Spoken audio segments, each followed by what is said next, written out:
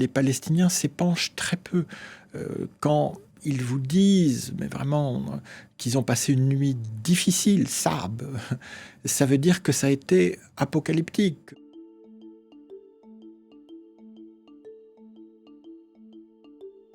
Alors il y a à la fois cette pudeur, hein, qui est, je l'avoue, un des traits de caractère que j'apprécie le plus dans ces femmes et de ces hommes, mais il y a aussi la nécessité presque vitale de conserver une carapace de survie, de ne jamais l'ébrécher, et donc à la veille de la trêve, donc cette trêve qui finalement n'a duré que quelques semaines à partir du 19 janvier, mais dont j'ai connu les 2 premiers jours d'espoir, d'espérance, de grands retours, par file indienne, de dizaines de milliers de Palestiniens vers les ruines pour replanter leurs tentes sur les ruines de leur maison.